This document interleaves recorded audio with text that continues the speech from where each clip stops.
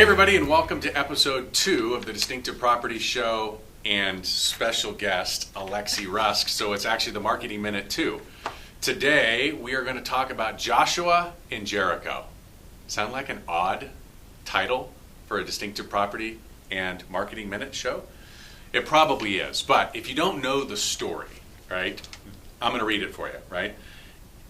God told Joshua to march his troops around Jericho one time every day for 6 days. And then on the 7th day to march around Jericho 7 times. And the walls would come tumbling down. Now, you're probably asking, what in the heck does that have to do with anything to do with real estate or marketing or what have you? Well, I kind of took it as a great example of just shut up and march, right? Just shut up and do the work. We all have a process. We all know exactly what it is that we have to do. And yet sometimes we find ourselves falling just short. Imagine for just 1 second, had Joshua decided on the 6th day, you know, this is crap. Like, this is ridiculous. This is not working. I'm just not going to do it anymore. He would have come 1 day short of true success. So, as we bring that forward and we talk about our processes and what we're willing to do, the systems that we have in place, the expectations that we put on ourselves and others on our team, I want to talk about leads. So, leads are really no different, right? We talk about some stats that I've got here. New stat that just came out, right? The leads from Online Specific, these are leads that we're paying for.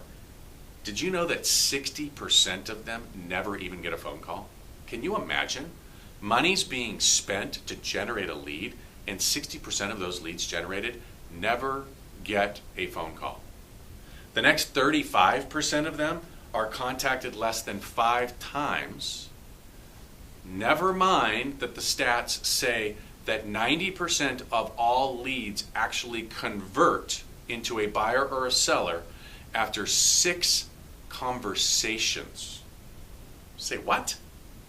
So, Alexi, do you think maybe you could give us an example or two of some of the lead generating systems that the company is employing to generate leads?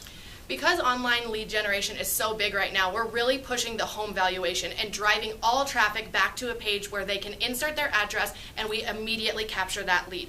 So even if they put in their home address and they get to the next page where we then ask them for their name and email and phone number and they bounce from that page, we've already captured their address. So that then becomes a lead for us.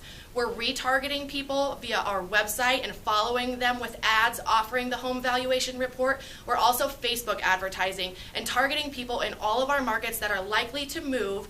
It's pretty crazy what you can do with Facebook advertising. And driving them again back to that same home valuation page and giving them their home value report. The second piece of that is following up with that lead. The second that you receive an address capture or an online lead, it's important that you follow up within 5 minutes. 5 minutes is really the maximum amount of time that people will have patience for. If you don't respond in 5 minutes, someone else is going to, and they're going to be working with somebody else. You can also text them, email them, door knock, send them direct mail. Use the Tom Ferry scripts. Find out why they want to know the value of their home. Are they refinancing? Are they actually looking to sell? And that way you can really become the local expert. You know, we'll talk a little bit more specifically about how best practices would tell us to deal with these, but it might help to actually quantify this. I've written down some numbers because here's the reality. Whether you're out knocking on doors or you're doing online lead generation like Lexi's talking about, the reality is you're paying for it. You may be paying for it out of your sweat equity, or you may be paying for it out of your bank account with the check equity. But the reality is there is an expense that's associated with it. There's true value in these. So it blows my mind that anyone would not give themselves the best possible shot at generating a return on their investment. But here's an example. Here at Coldwell Banker Distinctive Properties, when we track our leads, it costs us $162.50 to generate one lead. Do you know the number for you?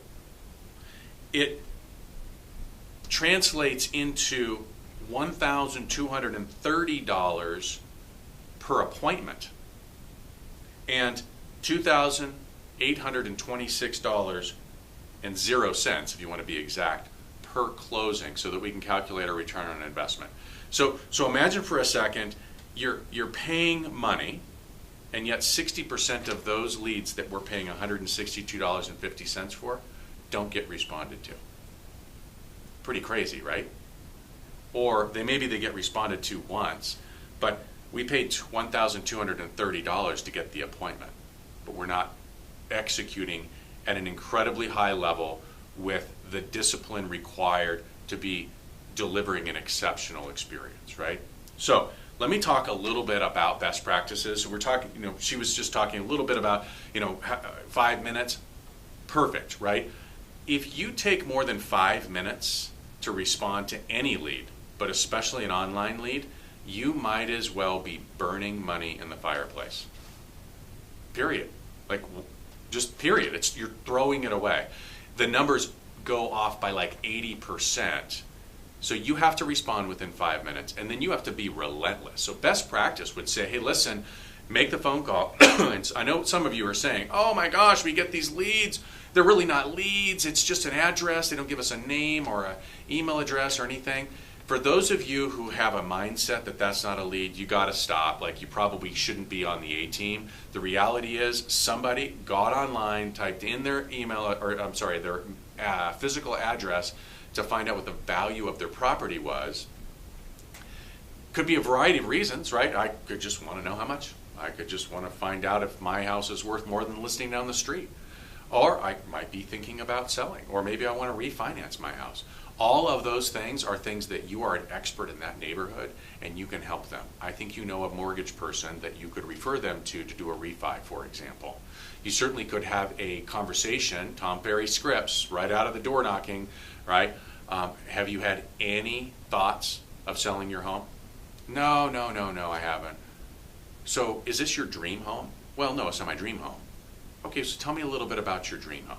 Well, it has this, and it has that, and it has this.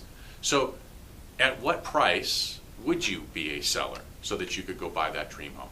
There's a script for this in your Tom Ferry book.